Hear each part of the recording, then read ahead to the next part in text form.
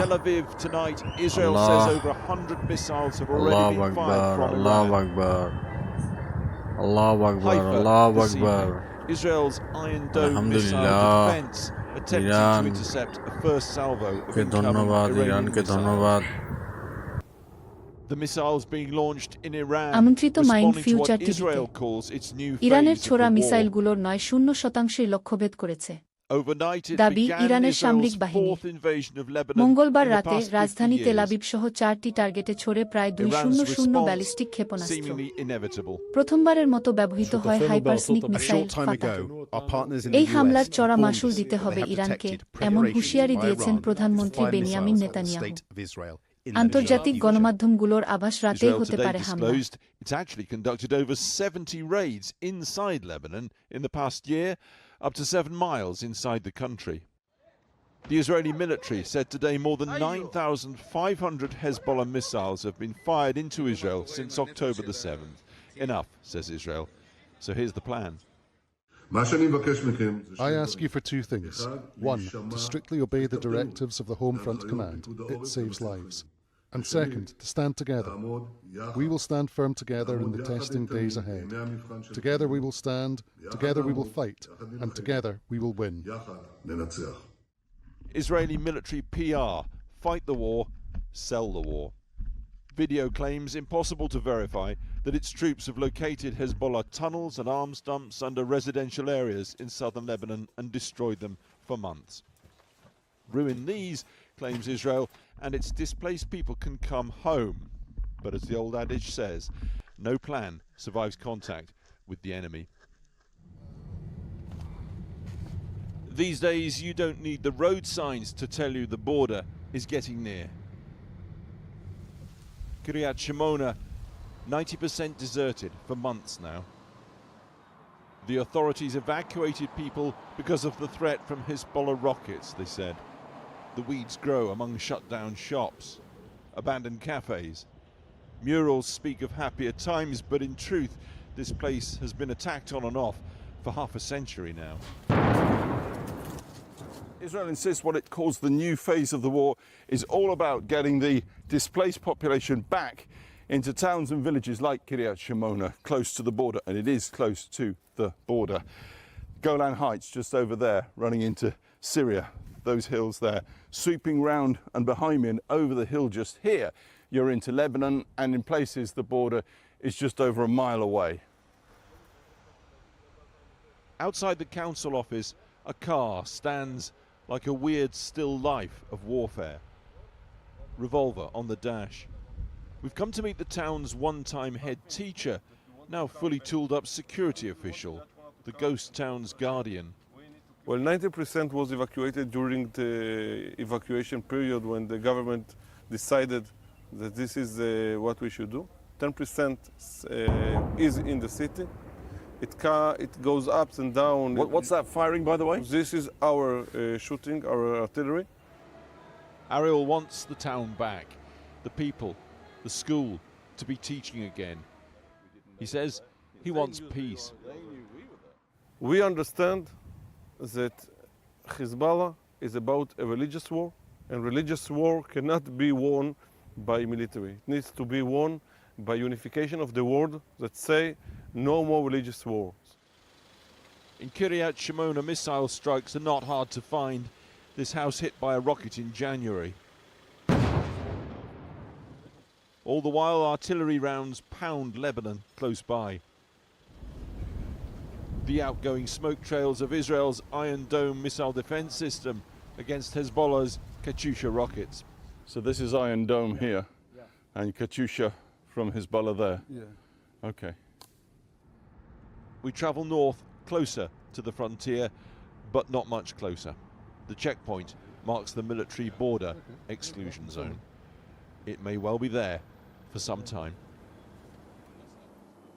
Well, just one more thing to add in of significance to tonight's events here, which will frankly come as a surprise, I guess, to absolutely nobody, which is that Israel's political leaders are saying very clearly this evening that it will respond to the Iranian missiles at a place and at a time of its own choosing. However, despite the wider of the wider significance of what has happened in terms of Iran and Israel, it is events on the ground which actually caused a much greater immediate loss of human life as things stand, and according to the information we have at the moment. Late this afternoon in Jaffa, which is a suburb of Tel Aviv, 2 gunmen were reported to have run amok at a suburban tram station. The reports from the police, confirmed by the police in Jaffa, say that at least 10 people have been killed in that attack. They are calling it a terrorist attack. Back to you. Alex Thompson in Haifa in northern Israel. Well, the Israeli authorities have said they believe the attacks from Iran are over for now. But joining me now from Tel Aviv is General Yaakov Amidror, a former national security advisor to Prime Minister Benjamin Netanyahu. When Israeli sources say there will be a response, what do you think that means? It means that after the second attack of the Iranians, direct attack on Israel, not by proxies, by launching missiles from Iran into Israel. They did it in April. We just signaled them that we can reach Iran, but we didn't retaliate it. Now we have to make a decision, and probably the retaliation will come. Are Israel and Iran tonight at war? You call it as you want. If the Iranians are launching more than 100 missiles into Israel, how do you want to call it? Call it as you want. We should retaliate if it's a war or another name that you would choose. There was a warning. Iran says it told Russia and let the United States know through channels, and for several hours today it was said an attack was imminent. Do you think there was an element of this that was for show, because that gave Israelis time to get into shelters, and thankfully so far it seems there have not been mass fatalities? I don't think that it was for the show. If you launch more than 100 missiles from one country to another, to call it a show, it's a very British modest way of saying something about the appreciation of what they did. This is an attack on Israel, direct attack on Israel. And the fact that they announced, the Americans and the Russians, doesn't change the fact that Israel was attacked by another country, member of the United Nations, pretend to be a civilized one. And Israel should retaliate in this case. We didn't make it in April. Maybe it was a big mistake. We should do it now.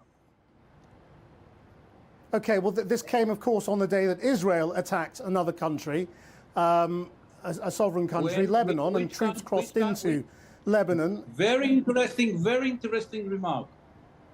We attacked from Lebanon by Hezbollah in the 8th of October last year without any provocation of Israel. So what we are doing now in Lebanon, after getting let's not go back in history, because we've had that conversation before. No, you will let me to finish. You will let me to finish. After having more than 10,000 rockets and missiles from Lebanon into Israel, I think it is, with all due respect, a way to say something about the right of Israel to defend itself? No, General, as you know, that there have been many more missiles going the other way in recent months from Israel into Lebanon. But let's put that aside. Today, Israeli forces went into Lebanon today. No, I will not let you to say. Before the 8th of October, Israel didn't launch into Lebanon even one missile or one rocket. It was attacked, done by Hezbollah.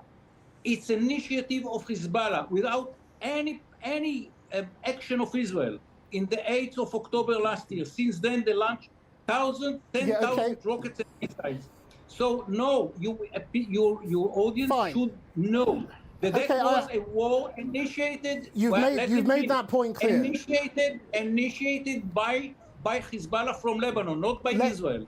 All right, but let's talk about what happens now. But let's talk about what happens now. Your stated goal. Your stated goal. Now, I understand that, but your stated goal is to get people back into their homes in northern Israel. And the question is, when will you get to that point? How will you know when to stop? Will you have to occupy those first few miles of southern Lebanon indefinitely to stop Hezbollah coming back and attacking you again? If that will be the only solution, that might be the solution. What is the alternative for Israel? To let Hezbollah to attack Israel again and again and again, only to say that we are not occupying sovereign part of Lebanon? Why the Lebanese are not doing anything? Where is the Lebanese army? Why they are not taking Hezbollah and dismantle it according to the decision of the United Nations 1701, saying Hezbollah should not be in the south. The Lebanese army should be in the south. Where is the Lebanese army doing it? They are doing it, or we have to do it. If we have to do it, we have to be there. We don't want to be there, by the way.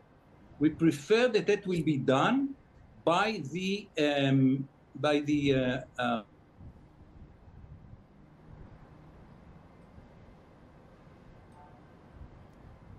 General Amador, I think that's Formal response yet from the US. We are expecting press conferences from the White House and the State Department a little later on from the Pentagon, but certainly this is not the situation that Joe Biden wanted to find himself in. He called only yesterday again for a ceasefire, but that was ignored. And anyway, what the US president here wants or believes is now moot. The attack by Iran has happened. We were told a little earlier that the president was inside now, still inside, I should say, the Situation Room with his vice president, and that the pair are being constantly updated by their national security team on these fast-moving events. The White House said that the president was on hand when the attacks went down, that he directed the US military to aid Israel's defense, they said, against Iran's attacks and shoot down missiles, just as they did in April when the first Iranian attack happened. A quick recap on America's firepower in the region. They already had the USS Abraham Lincoln carrier strike group there and some 40,000 US troops on hand. Then remember yesterday the Pentagon said it added an additional several thousand more troops and several squadrons of fighter jets and A-10 warplanes. We also know earlier from the Pentagon that the Secretary of Defense Lloyd Austin spoke to his counterpart, Minister Gallant, in Israel this morning, warned him of the imminent attacks, and the two discussed what they said would be the severe consequences if Iran did go ahead and carry out its mission. Well, as we know, that has now happened. The big question is, what does the US and Israel do now, given that they have warned of those severe consequences? When Iran struck last time in April, there was limited damage. Most of those missiles were intercepted, and President Biden advised Prime Minister Netanyahu not to retaliate, to take the win, he said. Joe Biden may advise the same this time. It's probably too early to say, but what is not clear is whether or not Prime Minister Netanyahu will be listening. Siobhan Kennedy. Now, while Israel's army is active in the south of this country, and after tonight's barrage of Iranian missiles attacking Israel, where this war goes now, no one is sure. But after almost a year of fighting in Gaza, it is fierce and growing. At noon today, Israel's military spokesperson ordered the residents of about 30 border villages in South Lebanon to evacuate, telling them to head north of the Awali River. That's around 35 miles from the border, as Israel conducted what it said were limited raids into Lebanon. Lebanese media reported one airstrike hit a building at a Palestinian refugee camp in the southern city of Sidon, where multiple people were killed. The Lebanese capital, Beirut, was hit by several airstrikes last night, and at least 2 airstrikes hit the suburb of Deir this afternoon. Our foreign affairs correspondent, Sekunda Kamani, is in the southern city of Tyre, which has not been ordered to evacuate, and has this report. In Lebanon, death and destruction are being wrought from above. This was the scene this morning in Dahir, a Hezbollah stronghold in southern Beirut.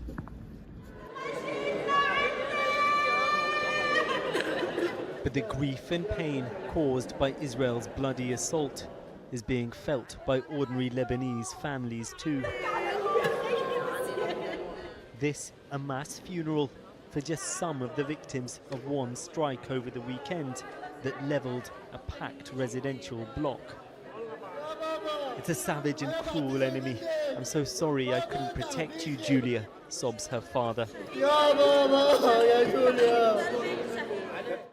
His daughter, Julia Ramadan, was killed along with his wife and dozens of others in the village of Ain al-Delb. In a single second, Israel, who were created by you in Britain, changed the entire course of my life, he says. I lost my wife, my daughter, my house that took 20 years to build. Julia's smile, her laughter, is the soul of our home. These are not Hezbollah supporters. They're members of Lebanon's Sunni Muslim population. But their anger now is directed at Israel and the Western nations backing it. They're bringing coffin after coffin out to the cemetery. 13 people are being buried here today, and the bloodshed shows no sign of ending. The scale and ferocity of Israel's attack is driving a collective sense of fear. I'm afraid to lose my family, my brother, my sister, my dad, my mom. By the way, I don't live here. I'm in France doing my master, but I came just because I don't want to hear a bad news or something happened to my family and I'm not here. If they are dead, I want to die with them. We travelled south to the city of Tyre. Hezbollah flags still line the highway, but the group has seen much of its senior leadership killed. Tyre now appears largely abandoned, though there is still a Hezbollah presence. After tonight's strikes on Israel, the whole of Lebanon is braced for yet further devastating attacks. Well, Hezbollah supporters will have been cheering this huge barrage of missiles, which we saw in the skies above us here in southern Lebanon a short while ago.